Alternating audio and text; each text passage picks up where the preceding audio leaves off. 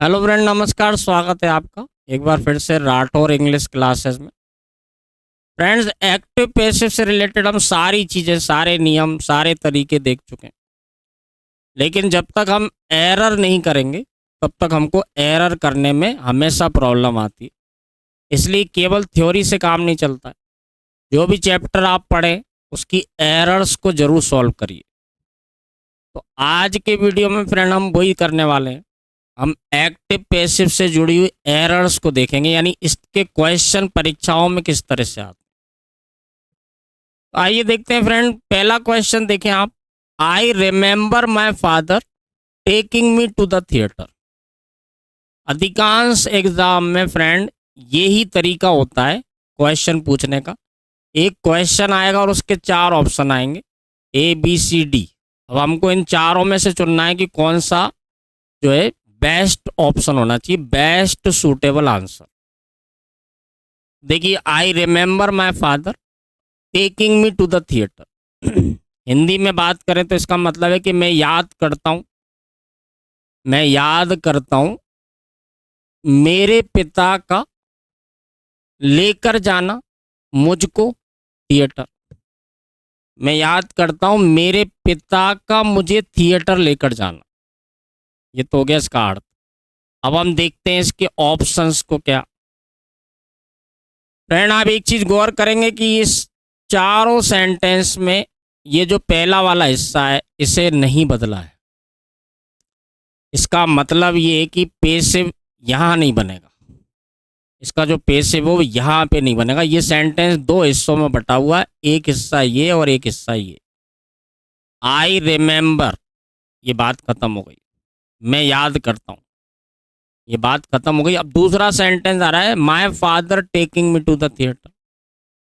जैसा कि मैंने पहले भी कई बार बताया फ्रेंड कि हर चीज टेंस के हिसाब से लिखी जाए ऐसा बिल्कुल जरूरी नहीं होता। नॉन फिनाइट वर्ब जो होती हैं इनसे भी बात को कहा जाता है। नॉन फिनाइट वर्ब का मतलब होता है पार्टिसिपल, इन्फिनेटिव, जीरंड। ये आप नॉन फिनाइट वर्ब के वीडियो में देख सकते हैं।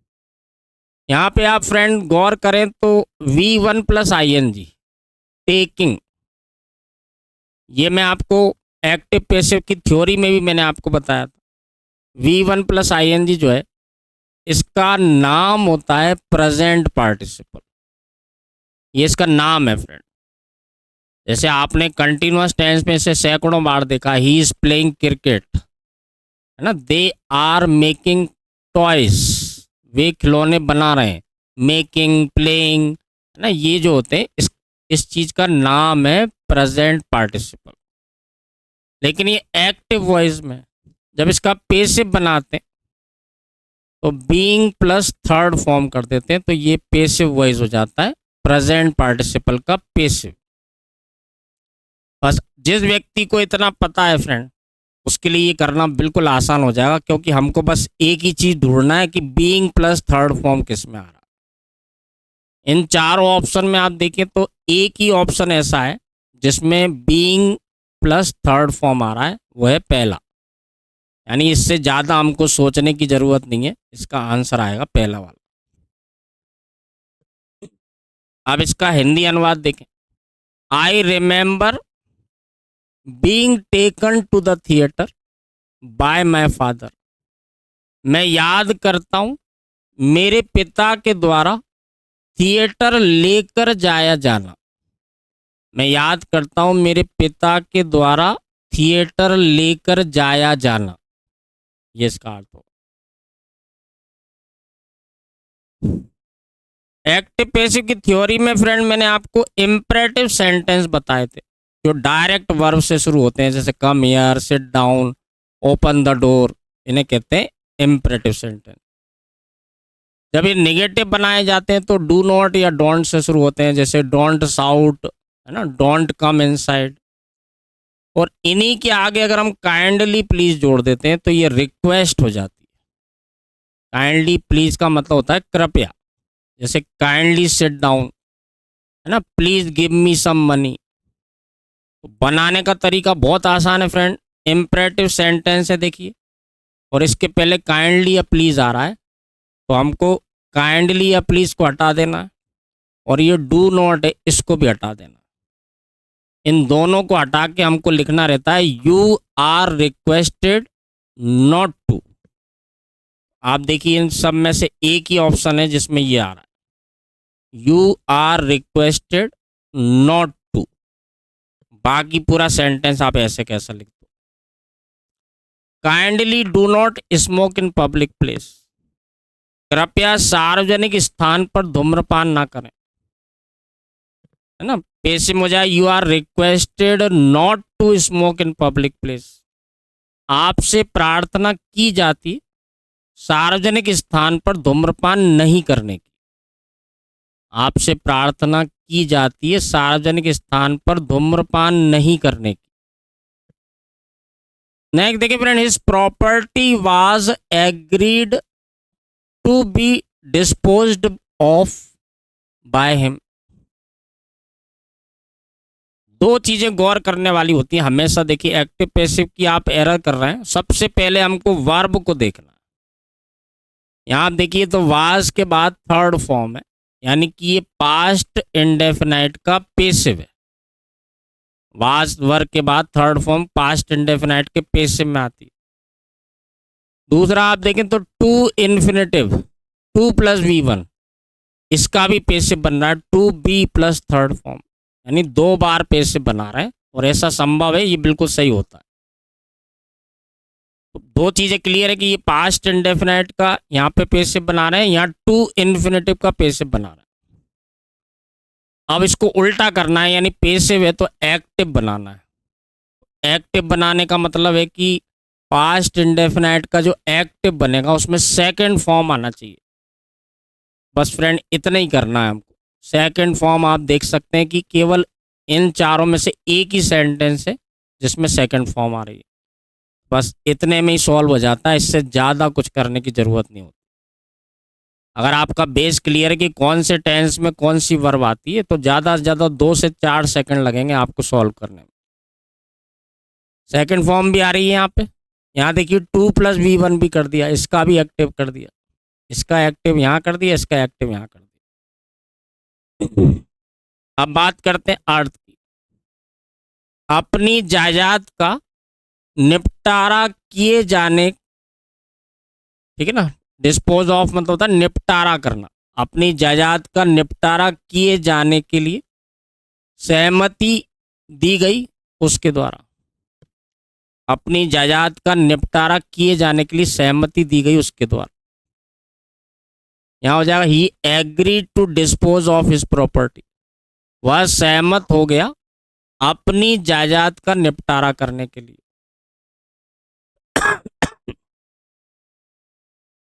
फोर्थ नंबर देखिए friend, why did you write such a letter.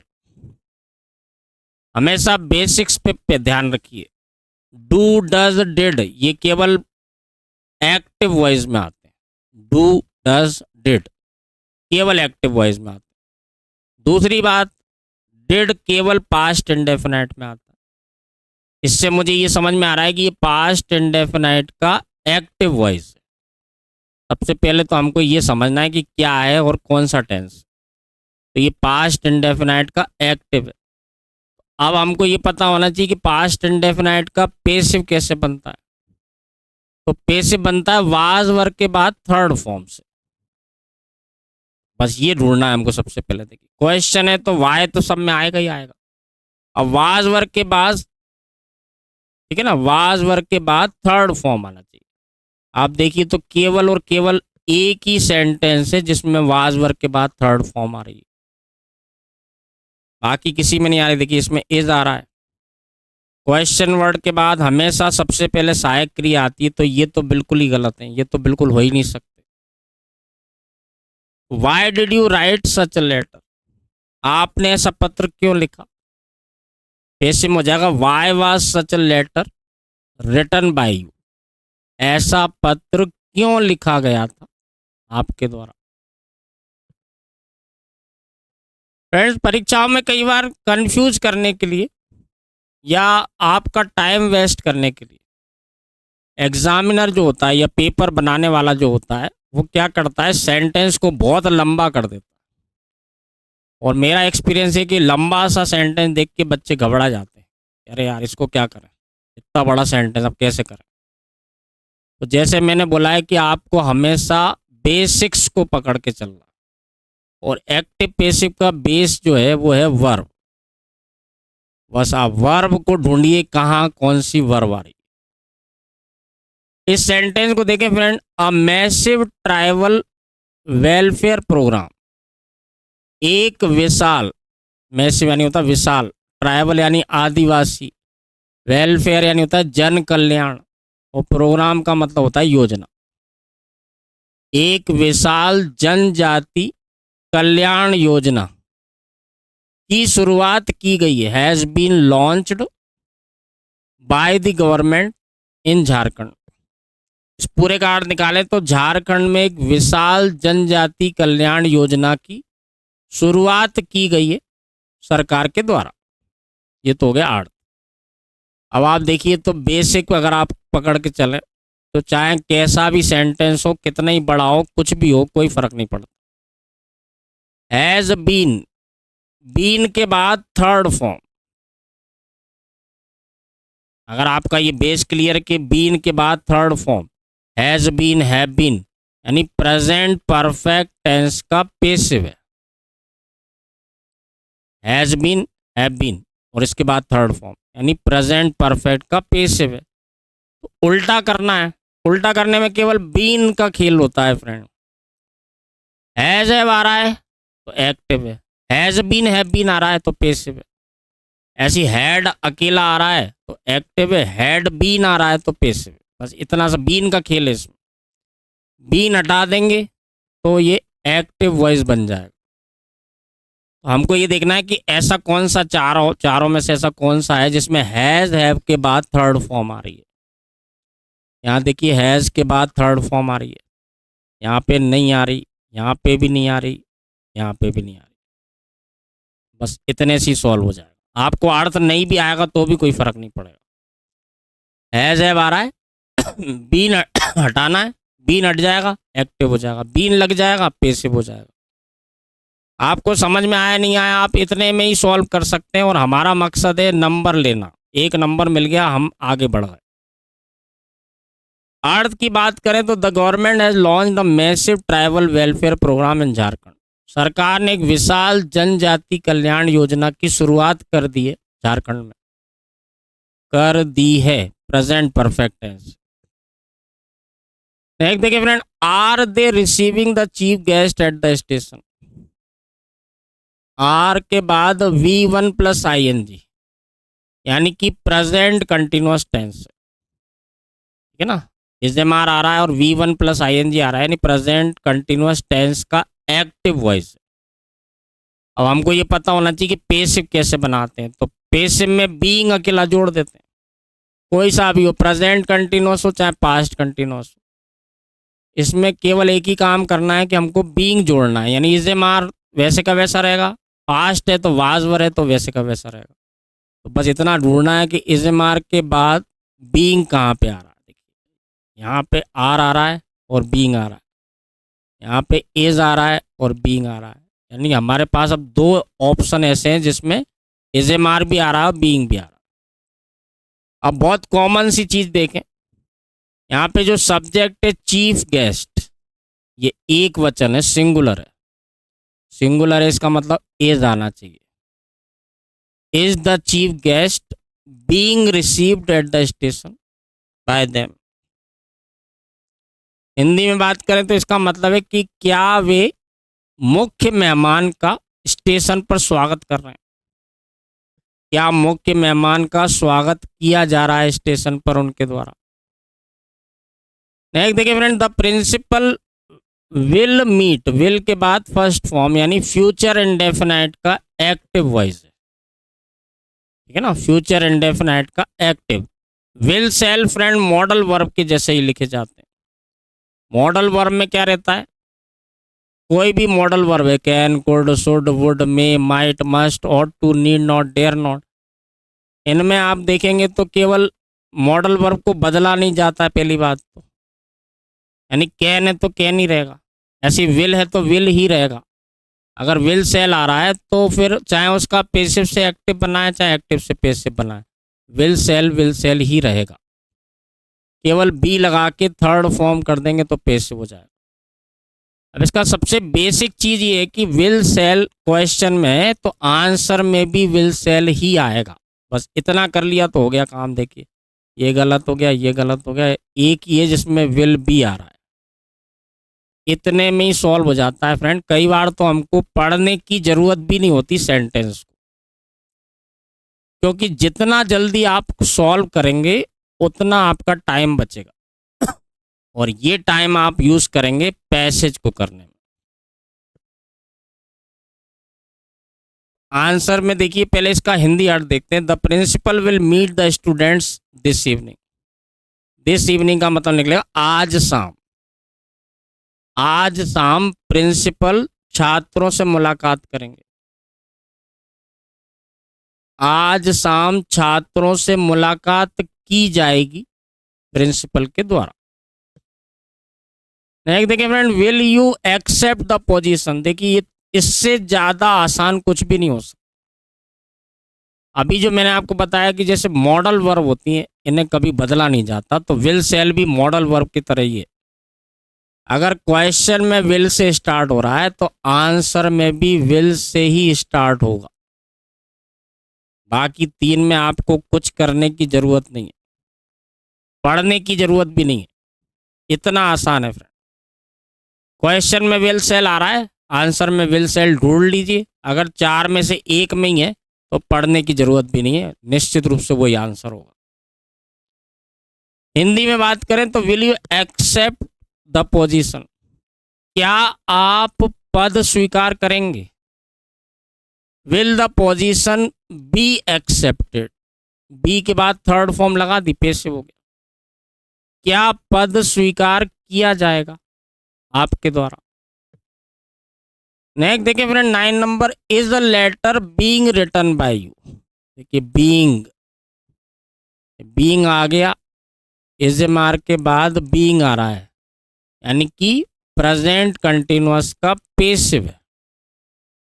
बस बीइंग का खेल है, बीइंग हटा देंगे और जो वर्ब है इसमें आईएनजी लगा देंगे तो राइट में लग जाएगा राइटिंग, आईएनजी लगा देंगे, यानी इज ए मार्क के बाद राइटिंग आना चाहिए। यहाँ नहीं आ रहा, यहाँ भी नहीं आ रहा, यहाँ भी नहीं आ रहा, बस खत्म काम। इतने में काम हो जाता हमारा। Is the letter being written by you. क्या पत्र लिखा जा रहा है आपके द्वारा? Are you writing letter? क्या आप पत्र लिख रहे हैं? Where can this box be hidden by you. Friend modal verb से आसान तो कुछ है ही नहीं। देखिए कैन आ रहा है, आंसर में भी कैन ही आएगा, इसमें नहीं आ रहा इसमें नहीं आ रहा, इसमें नहीं आ रहा, इसमें एक ही है जिसमें कैन आ रहा है, तो बस पढ़ने की जरूरत भी नहीं है। विल आ रहा है तो विल ही आएगा, कैन आ रहा है कैन ही आएगा आंसर में, कुड आ रहा है तो आंसर में भी कुड आएगा। तो ये तरीका होता है फ्रेंड्स समय बचाने का, समय भी बचेगा और नंबर भी पूरा मिलेगा। थ्योरी की बात करें तो where can this box be hidden, be के बाद थर्ड फॉर्म है यानी पेसिव है। इस बॉक्स को कहां छुपाया जा सकता है आपके द्वारा? अदला बदली कर देंगे, वही देखिए, where can you hide this box. आप इस बक्से को कहां छिपा सकते हैं? तो जैसा मैंने बताया फ्रेंड मॉडल वर्ब से आसान तो एक्टिव पैसिव में कुछ होता ही नहीं है। देखिए can I solve these sums, can आ रहा है, आंसर में भी कैन ही आएगा। देखिए चार में से एक ही है जिसमें कैन आ रहा है, बस हो गया काम। इससे ज्यादा आसान कुछ भी नहीं हो सकता। Can I solve these sums, क्या मैं इन सम्स को सुलझा सकता हूं? सम्स का मतलब है फ्रेंड जो प्लस करने वाले, योग करने वाले जो सवाल होते हैं उनको कहते हैं sums. Can these sums be solved by me, be plus third form हो गया पैसे। क्या इन सम्स को हल किया जा सकता है मेरे द्वारा? Roses smell sweet. हमेशा बेसिक्स को पकड़ के चलिए। ये सब्जेक्ट है और ये वर्ब की फर्स्ट फॉर्म। सब्जेक्ट के बाद वर्ब की first form present indefinite tense में आती है। प्रेजेंट इंडेफिनाइट का एक्टिव। तो जब पेसिव बनाते हैं तो इज ए मार्क के बाद थर्ड फॉर्म आती है, ये आपको पता होना चाहिए। तो बस उसी को ढूंढना है कि इज ए मार्क के बाद थर्ड फॉर्म कहाँ पे आ रही है। यहाँ नहीं आ रही, ठीक है ना, यहाँ भी नहीं आ रही। इज ए मार्क के बाद थर्ड फॉर्म देखिए यहाँ आ रही, ये है थर्ड फॉर्म।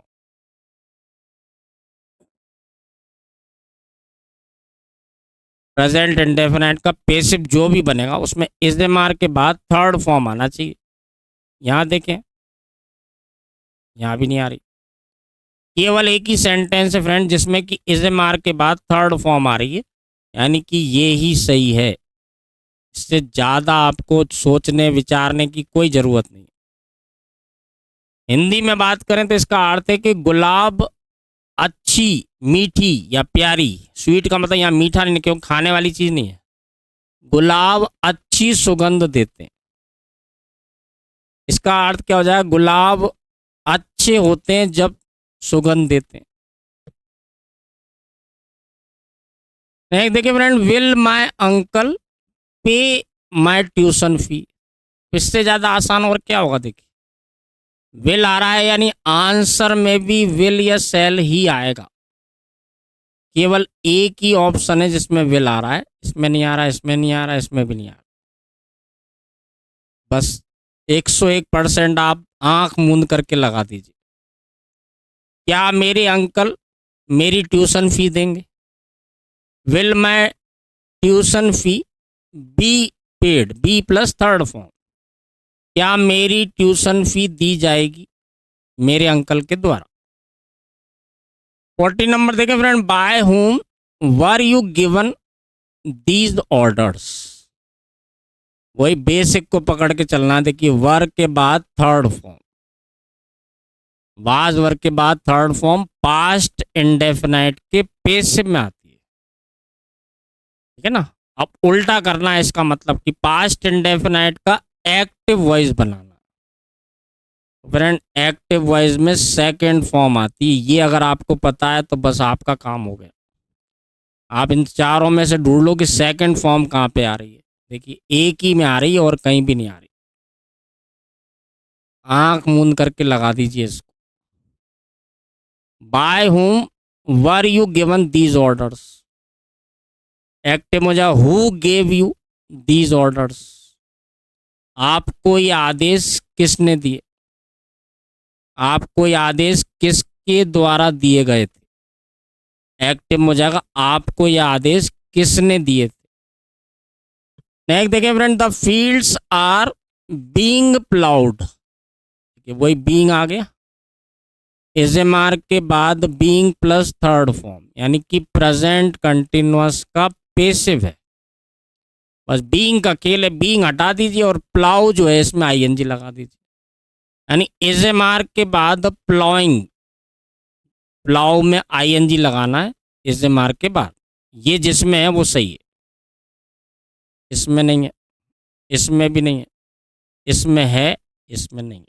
बस इतने से ही सॉल्व हो जाता है। एक्टिव पेसिव के 99.9999% क्वेश्चन केवल इतनी तरीके से यानी वर्ब से ही सॉल्व हो जाते हैं। Farmers are ploughing the fields. Hindi में बात करें तो इसका अर्थ है कि खेतों में हल चलाया जा रहा है किसानों के द्वारा। प्लाउ यानी होता है हल चलाना। खेतों में हल चलाए जा रहे हैं किसानों के द्वारा। एक्टिव हो जाएगा किसान खेत में हल चला रहे हैं। नंबर देखिए friend, the salesman was helping the customer when the thief came into the store. यहाँ पे आप देखिए तो दो सेंटेंस हैं, यहां से यहां तक का एक sentence. The salesman was helping the customer, ये बात खत्म हो गई। दूसरा सेंटेंस है when the thief came into the store. Salesman ग्राहक की मदद कर रहा था, ये एक सेंटेंस हो गया। दूसरा सेंटेंस है जब चोर स्टोर में आया। जब चोर स्टोर में आया, ये दो सेंटेंस है, दोनों अलग अलग हैं। पहले अच्छे से एनालाइज करिए सेंटेंस को कि क्या है और क्या कहना चाहते हैं।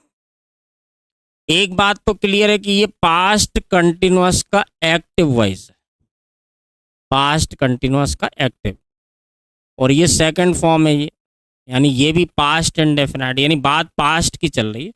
ये पास्ट कंटिन्यूअस है, ये पास्ट इंडेफिनिट। अब चार ऑप्शन पे भी एक बार नजर डालिए। Thief came into the store, ठीक है ना, यहां देखिए thief came into the store, thief came into the store, है ना, इसे बदला नहीं है। यहां देखिए तो थीफ कम्स, प्रेजेंट कर दिया, पास्ट का प्रेजेंट कभी संभव नहीं है, ये कभी नहीं हो सकता। इससे ये पता चल गया कि ये तो गलत है। लास्ट वाला देखें, यहां भी कम कर रहा है। इससे एक बात तो क्लियर है कि सी और डी तो बिल्कुल भी नहीं आ सकते, यानी हमारे दो ऑप्शन हट गए। अब हमको केवल दो पे ही नजर करना है, दो पे ही ध्यान देना। फ्रेंड, पास्ट कंटिन्यूअस का पेसिव बनाना है, यानी वाज वर्ग के बाद बीइंग आना चाहिए, ठीक है ना, बेसिक पकड़ के चलना आपको हमेशा। ये पास्ट कंटिन्यूअस का एक्टिव है, जब पेसिव बनाएंगे तो केवल बीइंग जोड़ना है, वाज वर्ग के बाद बीइंग प्लस थर्ड फॉर्म आना चाहिए। यहाँ देखिए बीइंग प्लस थर्ड फॉर्म, यहाँ भी वही हो रहा है, बीइंग प्लस थर्ड फॉर्म। अब बहुत ही कॉमन सेंस की बात है कि यहाँ पे जो सब्जेक्ट है वो एक वचन है, कस्टमर। एक वचन में वाज आता है ना कि वर, ये गलत है। Customer was being helped by the salesman, ग्राहक की मदद की जा रही थी सेल्समैन के द्वारा। When the thief came into the store, जब चोर स्टोर के अंदर आया। 19 नंबर देखिए friend, the winning novel was chosen by panel of famous fiction writers. सबसे पहली नजर आपकी वर्ब पे जाना चाहिए। विजेता उपन्यास को चुना गया था प्रसिद्ध फिक्शन राइटर्स की समिति के द्वारा। पैनल यानी होता समिति, ठीक है ना। विजेता उपन्यास को चुना गया था प्रसिद्ध फिक्शन राइटर्स की समिति के द्वारा, ये तो हो गया इसका अर्थ। अब आप देखें तो वाज के बाद थर्ड फॉर्म है, यानी कि पास्ट इंडेफिनाइट का पेसिव वॉइस। बस उल्टा करना है, सेकंड फॉर्म आना चाहिए। पास्ट इंडेफिनाइट का एक्टिव बनाना है, एक्टिव में आती है सेकंड फॉर्म। चार में से आपको ये ढूंढना है कि सेकंड फॉर्म किस में। ये गलत हो गया, ये गलत हो गया, ये गलत हो गया, ये है सेकंड फॉर्म। एक ही है जिसमें सेकंड फॉर्म। बस इतना कर लिया, आंख मूंद करके लगा दीजिए। अब panel of famous fiction writers chose the winning novel, एक प्रसिद्ध फिक्शन राइटर्स की समिति ने विजेता उपन्यास को चुना था। 80 नंबर देखें friend, why has the window pane been broken by you. अभी जैसे शुरुआत में मैंने आपको बताया था हैज बीन, हैव बीन, है ना, बीन आ गया और थर्ड फॉर्म आ गई यानी पेसिव है। देखिए बीन प्लस थर्ड फॉर्म यानी कि पेसिव है। Has been plus third form यानी प्रेजेंट परफेक्ट का पेसिव है। एक्टिव बनाना है तो बस ये बीन का खेल है फ्रेंड। बीन हटा दीजिए एक्टिव हो जाएगा, बीन लगा दीजिए पेसिव हो जाएगा। यानी हैज हैव के बाद थर्ड फॉर्म आना चाहिए, है ना। देखिए यहाँ नहीं आ रही, यहाँ भी नहीं आ रही, यहाँ भी नहीं आ रही, यहाँ आ रही हैव के बाद थर्ड फॉर्म। बस यही सही है। Why has the window pane been broken by you? खिड़की के कांच को क्यों तोड़ दिया गया है आपके द्वारा, है ना। एक्टिव हो जाएगा Why have you broken the window pane? आपने खिड़की के कांच को क्यों तोड़ दिया है। नेक्स्ट देखिए friend, a bicycle had to be borrowed from a cottage to be plus third form infinitive, शुरुआत में ही मैंने आपको बताया था, टू प्लस वी वन ये एक्टिव होता है, to be plus third form ये पैसिव होता है। इसका सीधा सा मतलब है कि हमको एक्टिव बनाना है, और एक्टिव वो होगा जिसमें टू प्लस वी वन आएगा। इसके अलावा कोई भी चीज़ को छेड़ना नहीं है। छेड़ने का मतलब यहाँ हैड है तो ये हैड ही रहेगा, इसको बदलना नहीं है। यहाँ अगर हैज़ होता तो हैज़ ही रहेगा, यहाँ अगर इज़मार होता तो इज़मार ही रहता। यानी हमको केवल इतने हिस्से से मतलब है, बाकी किसी चीज़ से कोई मतलब नहीं। ये बेसिक पकड़ लीजिए, कभी आपका गलत नहीं होगा। इसको हमको ये करना है, बाकी किसी को छेड़ना नहीं है। यानी हैड है तो हैड ही रहेगा। सबसे पहले तो यही देख लेते हैं, देखिए ये वर्क कर दिया, गलत। ये भी यहाँ तो कुछ भी नहीं, हैड ना हैज़ है ना हैड है, सेकंड फॉर्म है। यहाँ हैव कर दिया, ये गलत है। यहाँ देखिए हैड का हैड ही है, और ये टू प्लस वी वन कर दिया, बस ये सही है। मैंने आपसे हमेशा कहा है कि कोई भी हो, कोई भी चैप्टर हो, अगर आपके फंडामेंटल्स क्लियर हैं, आपके बेसिक्स क्लियर हैं, तो कभी आपका सेंटेंस गलत नहीं हो सकता। आपका एरर में चाहे 10 आए, चाहे 20 आए, चाहे 50 आए, पूरे के पूरे नंबर आएंगे, एक नंबर भी नहीं कटेगा।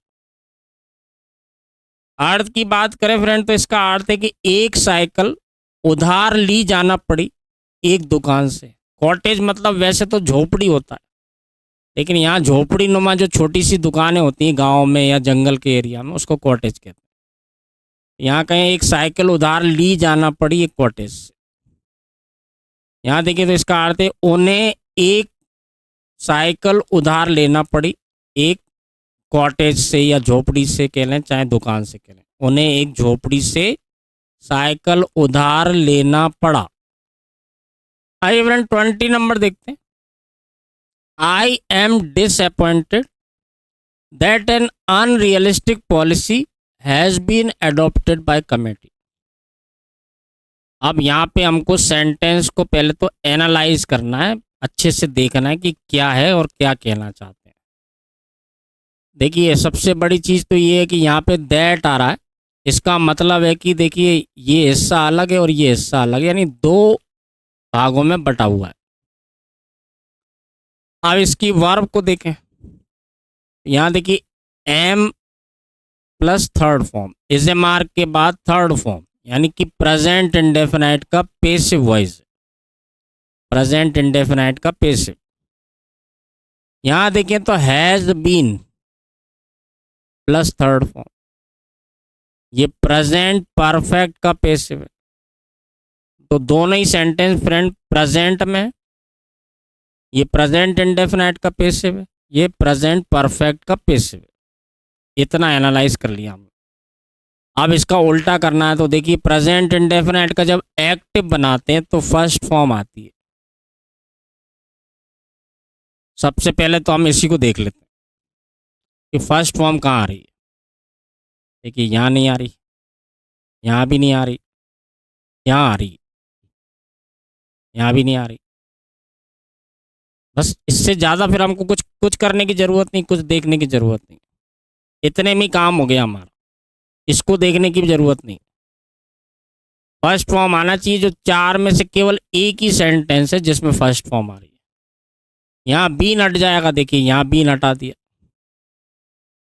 सॉरी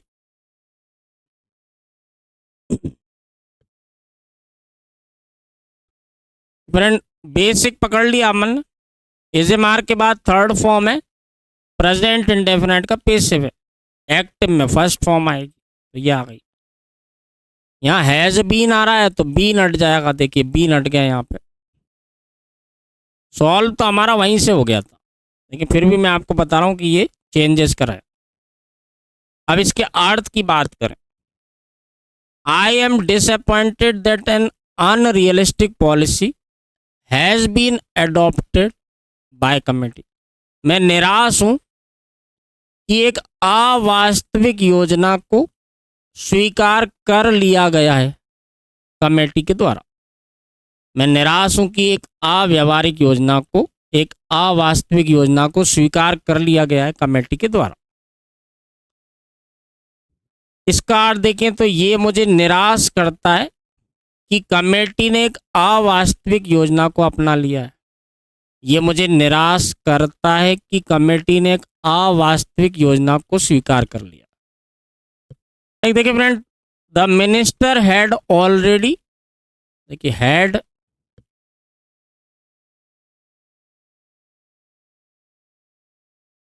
नेक्स्ट देखिए, the minister had already informed his cabinet about his decision. आपको केवल वर्ब पे ध्यान देना, हैड के बाद थर्ड फॉर्म यानी कि पास्ट परफेक्ट टेंस का एक्टिव वॉइस है। हैड के बाद थर्ड फॉर्म आ रही है तो हैड बीन करना है, बस इतना पता होना चाहिए।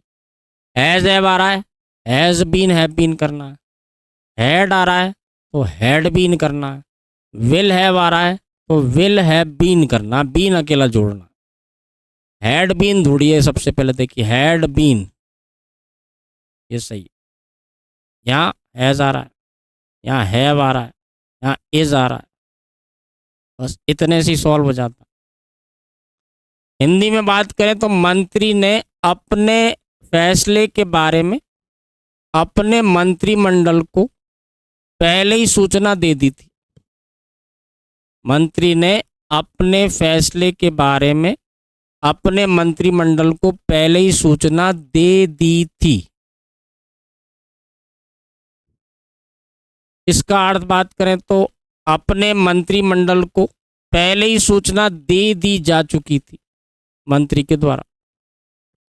22 नंबर देखें friend, are stories written by you. Is am are आ रहा है और थर्ड फॉर्म आ रही है यानी कि प्रेजेंट इंडेफिनाइट का पेसिव वॉइस।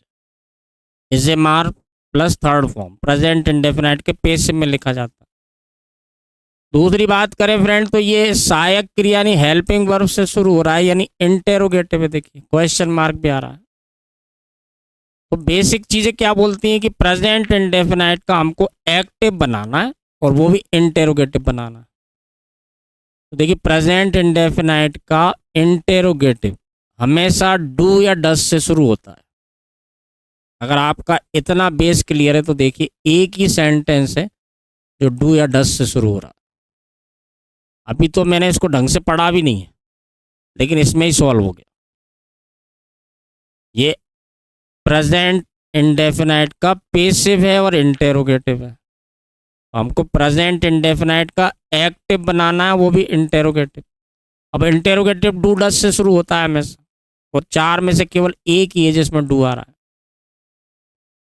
हिंदी में अर्थ की बात करें तो क्या कहानियां लिखी जाती हैं आपके द्वारा। इसका अर्थ है क्या आप कहानियां लिखते हैं।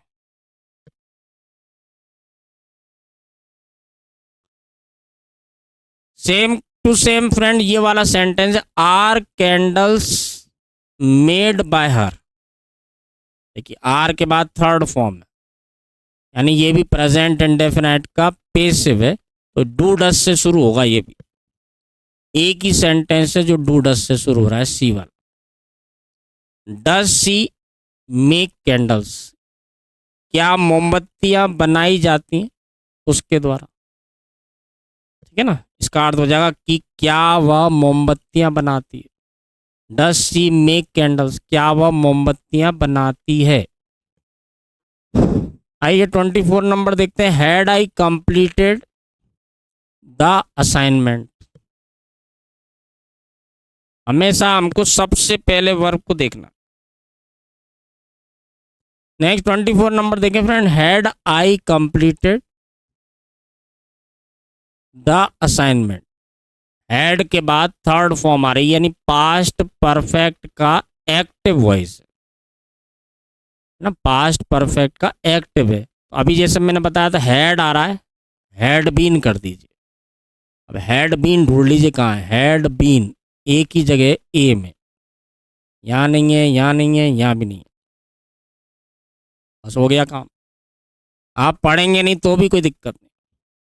Had I completed the assignment, क्या मैंने असाइनमेंट को पूरा कर दिया था।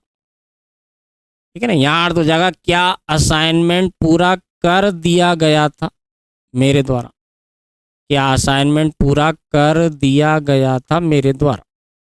25 नंबर देखिए friend, they laughed at the joker.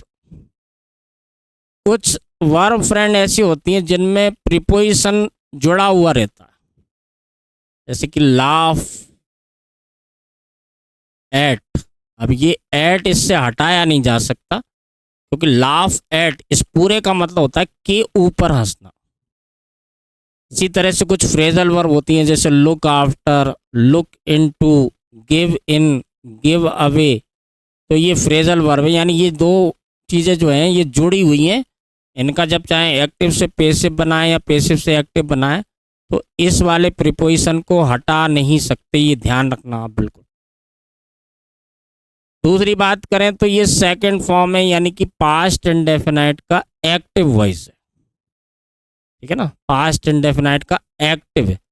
Passive बनाएंगे यानी वाज वर्ब के बाद थर्ड फॉर्म आना चाहिए।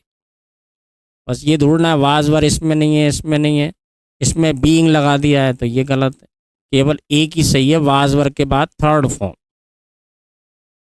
ठीक है ना, दे लाफ्ड एट द जोकर, यानी वे जोकर के ऊपर हंसे।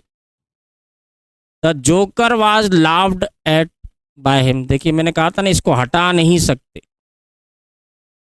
है ना। The joker was laughed eight bye them, joker के ऊपर हंसा गया था उनके द्वारा। Does she do her duty.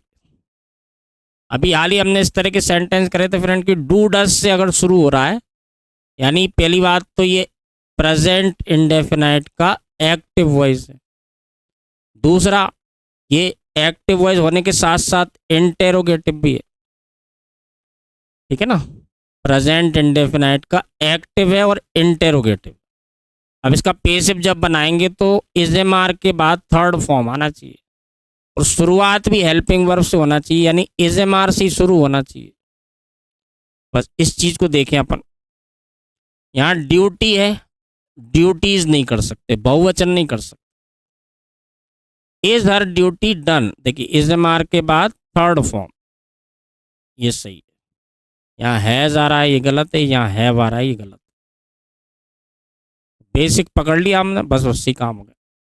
इसका हिंदी में बात करें तो अर्थ है कि क्या वह अपनी ड्यूटी करती है, क्या वह अपना कर्तव्य निभाती है, क्या अपना कर्तव्य निभाया जाता है उसके द्वारा, है ना, ये अर्थ हो। 27 नंबर देखें friend, who does not obey you. Do does आ गया, इससे ही आप समझ जाइए कि प्रेजेंट इंडेफिनाइट टेंस है और एक्टिव वॉइस है ना। डू डज या first form present indefinite tense में आती है। अब इसका पेसिव बनाना है, यानी कि इज़ेमार के बाद थर्ड फॉर्म आना चाहिए। दूसरा, एक और बेस याद रखिए कि हु वाला जब भी पेसिव बनाते हैं तो बाय होम होता है, हु को कर देते हैं बाय होम। ठीक है ना, तो देखिए ये तो गलत है, ये गलत है, ये बाय हु आ रहा है, बाय होम किया जाता है। दूसरा, इज़ेमार के बाद थर्ड फॉर्म आएगी, ये भी देख लीजिए। दोनों तरीके से आप पहचान सकते हैं। जैसे यहाँ तो बहुत आसान है कि बाय होम एक ही में है, अगर ये दो जगह होता या तीन जगह होता तो फिर हम दूसरी चीज़ देखेंगे कि इज़ेमार के बाद थर्ड फॉर्म आना चाहिए। हिंदी में बात करें तो कौन आपकी आज्ञा नहीं मानता, कौन आपकी आज्ञा नहीं मानता, इसका अर्थ है किसके द्वारा आपकी आज्ञा नहीं मानी जाती है, किसके द्वारा आपकी आज्ञा नहीं मानी जाती है। 28 नंबर देखें friend, are your parents expected to come. ठीक है ना, are your parents expected to come today from Hyderabad. Is am are के बाद थर्ड फॉर्म है, यानी कि प्रेजेंट इंडेफिनाइट का पेसिव है। सबसे पहली बात, इज़ेमार से ही शुरुआत हो रही है, इसका मतलब वही है कि ये जो है इंटेरोगेटिव भी है। तो जब आप इसका पेसिव से एक्टिव करेंगे तो डू डज से शुरू होना चाहिए। बस इतना कर लिया तो देखिए कितना आसान हो गया। एक ही सेंटेंस है जो डू से शुरू हो रहा। क्या आपके माता पिता की आज हैदराबाद से आने की उम्मीद की जाती है? या आज आपके माता पिता की हैदराबाद से आने की उम्मीद की जाती है? एक्टिव हो जाएगा। क्या आप आज आपके माता पिता की हैदराबाद से आने की उम्मीद करते हैं? 29 नंबर देखें friend. Why did your father refuse to give you money? है ना, वही चीजें पकड़ना है हमको। सबसे पहले तो वर्ब, देखिए डिड केवल और केवल पास्ट इंडेफिनाइट के एक्टिव में आता है डिड। इसका मतलब है कि पास्ट इंडेफिनाइट का पेसिव बनेगा और पेसिव में आता है वाज वर्ब के बाद थर्ड फॉर्म। सबसे पहले इतना ही कर लेते हैं, वाज वर्ब के बाद थर्ड फॉर्म। देखिए यहाँ वर्ड तो आ रहा है, थर्ड फॉर्म भी आ रही है। यहाँ नहीं आ रहा, हैड कर दिया। यहाँ भी वाज आ रहा है और लेकिन बीइंग कर दिया तो ये गलत। यहाँ वाज आ रहा है और थर्ड फॉर्म आ रही है, यानी दो ऑप्शन है हमारे पास। देखिए बी गलत है और सी गलत। अब दो में से एक चुनना है, ए या डी। अब क्या करना है, देखिए बहुत आसान है। यहाँ पे सब्जेक्ट ये है तो मनी जो है ये अनकाउंटेबल नाउन है और अनकाउंटेबल नाउन के साथ सिंगुलर वर्ब लगाई जाती है फ्रेंड्स। सिंगुलर वर्ब का मतलब है कि वाज आएगा, वर नहीं आएगा। ये फुल प्रूफ तरीका है सॉल्व करने का, जिससे आपका कभी भी गलत नहीं होगा। एक और चीज आप यहाँ ध्यान दें तो यहाँ 2+B1 आ रहा है, जिसे यहाँ देखिए 2B प्लस थर्ड फॉर्म, यहाँ इसको भी पेसिव कर रहा है। हिंदी में बात करें तो आपके पिता के द्वारा, सॉरी हिंदी में बात करें फ्रेंड तो इसका मतलब है कि आपके पिता ने आपको पैसा देने से मना क्यों कर दिया? आपके पिता ने आपको पैसा देने से मना क्यों कर दिया? पेसिव हो जाएगा। आपके पिता के द्वारा आपको पैसा दिए जाने से मना क्यों कर दिया गया था? आपके पिता के द्वारा आपको पैसा दिए जाने से मना क्यों कर दिया गया? दिए जाने से, देखिए टू बी गिवन, इसको भी पेसिव कर रहा है। आइए फ्रेंड आज के वीडियो का हम लास्ट क्वेश्चन देखते हैं। 30 नंबर जो है, is a letter written by you. बहुत सिंपल है, देखिए इज एम आर आ रहा है और थर्ड फॉर्म आ रही है, यानी प्रेजेंट इंडेफिनाइट का पेसिव है। वही सेम चीज है कि इज से शुरू हो रहा है, यानी इंटेरोगेटिव भी है। तो आंसर जो है डू या डस से ही शुरू हो सकता है। इतना कर लिया तो देखिए कितना आसान हो गया। केवल 4 में से एक ही ऑप्शन है जो डू या डस से शुरू हो रहा है। हिंदी में बात करें तो इसका मतलब है क्या पत्र लिखा जाता है आपके द्वारा? क्या एक पत्र लिखा जाता है आपके द्वारा? यहाँ इसका मतलब है कि क्या आप एक पत्र लिखते हैं? क्या आप एक पत्र लिखते हैं? फ्रेंड एक्टिव और पेसिव को शुरुआत ही जब हमने करी थी तब मैंने आपसे कहा था कि ये पूरी ग्रामर में सबसे ज़्यादा आसान चैप्टर है। इससे ज़्यादा आसान कुछ भी नहीं। और जो एरर हमने सॉल्व करी इससे मैंने इस बात को सिद्ध किया कि इससे ज़्यादा आसान कुछ भी नहीं हो सकता। कुछ बेसिक नियम अगर आपको याद है तो आपको ये चुटकियों में सॉल्व हो जाएंगे ये क्वेश्चन।